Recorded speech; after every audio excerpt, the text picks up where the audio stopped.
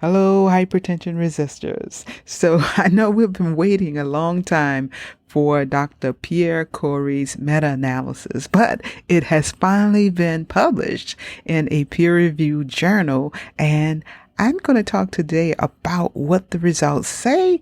And before we get to that, we'll take a look at what Dr. Pierre Corey has to say about what happened to the meta-analysis and why was it delayed. So let's get to it.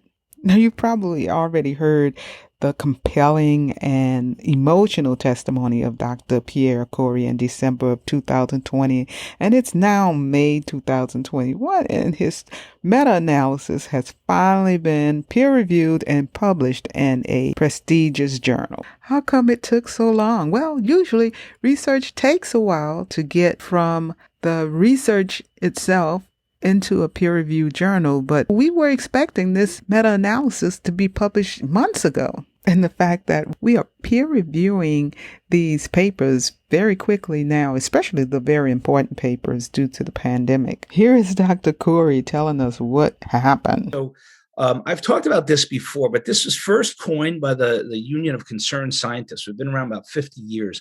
And they wrote this article, which I found really illuminating. It really talks about how, again, rare, not all corporations are bad, but basically they've detailed that over the decades, corporations have developed tactics to attack science when it goes against their financial interest.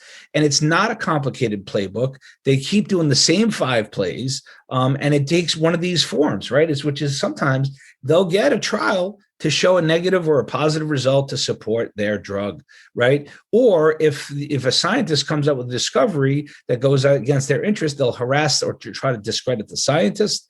And then they're always trying to manufacture uncertainty about science that's inconvenient to their bottom line. And then also worryingly is they will buy credibility through alliances with academia or professional societies. Now, those two are in red because those are the 2 most glaring plays in the disinformation playbook that I've seen, and I have the feeling that the other 5 are going. And there's so many examples of this. So this is just an example of that same slide of comparing, so tobacco is freely available. It kills 500,000. It saves no one. Tylenol causes 450 deaths a year, saves nobody. And then ivermectin and scabies. Ivermectin really has not been associated with deaths from treatment. And it doesn't save any lives in scabies, but yet it's recommended. Like Tess Lowry said, it could have saved 500,000 lives this year if it had been approved, yet they still can't recommend it. If you write a manuscript on a repurposed drug that competes against vaccines, probably a good idea not to submit to Frontiers, right? Just keep that in mind. It's good advice. I wish I had taken that advice, right? So some of you guys know, our peer-reviewed manuscript, which just got published, was actually retracted after peer review from Frontiers. Moves controversial. Of course, our paper is controversial. It's controversial because it got retracted, not because it was controversial. But yes, the same organization of journals, somehow, right before publication, they whacked our paper. And I got to tell you, we're not alone. So Tess Lowry, an expert systematic reviewer, has worked from the WHO for decades. She submitted to Lancet Respiratory, passed peer review. The editors wrote to her and said, we cannot publish. They just said they were too worried. They didn't think the evidence was there. Even though expert peer reviewers for both papers, 3 senior governmental scientists of our paper passed our peer review, yet the editors decided to whack it. I don't know. They just somehow didn't like our paper. And this goes further. So since our paper was retracted, the editors, a number of editors at Frontiers, resigned en masse. Wow, so essentially the paper was delayed due to it being labeled disinformation related to some underlying agenda, according to Dr. Corey. So what is disinformation?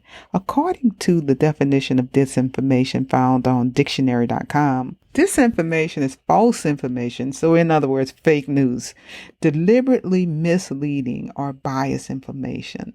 According to Frederick Fenter at Frontier, he says that Frontier takes no position on the efficacy of ivermectin as a treatment of patients with COVID-19. and that they take a very firm stance against unbalanced or unsupported scientific conclusions. Okay, so we got that out the way of what disinformation is. So, truth be told, once a publication is in a peer-reviewed journal, it can be retracted if someone can show that it is disinformation. So let's just go over the results. I just need to put this disclaimer in there, and that is ivermectin. As of now, the World Health Organization does not recommend ivermectin for the treatment of COVID unless you're in a clinical trial. The NIH has not supported nor rejected ivermectin, and the FDA has not approved ivermectin for the use. On its website, it also encourages you to take ivermectin as prescribed by your healthcare provider if you are prescribed ivermectin. Now that we got that out the way, here is a summary of the results. Based on this meta-analysis of 18 randomized controlled treatment trials of ivermectin in the treatment of COVID, Dr. Corey and his colleagues found a large, significant reduction in deaths. This was statistically significant, which is very important in science. And we know that means that results are likely true and not due to chance. This meta-analysis, I just have to say it's not medical advice. This is the results that Dr. Corey and his colleagues discovered when they did this research study. Consult your healthcare provider for any medical advice. Any information in this study needs to be discussed with your healthcare provider. Don't take anything without contacting your healthcare provider. Now, that said, and you can read the rest of it right there, but definitely this is a positive study for on the side of ivermectin. And it does involve randomized controlled trials. Right there it says 18 randomized controlled trials. These were randomized controlled treatment trials. So there you have it. Again, this is not medical advice. This is just the results of this great study that was done. Science versus disinformation. Is this science or is this disinformation? I'm a clinical scientist, and from what I can see, this is definitely science. I agree with the peer reviewers. So there you have it. Let me ask you, do you think this is science or do you think this is disinformation? Let me know what you think in the comments.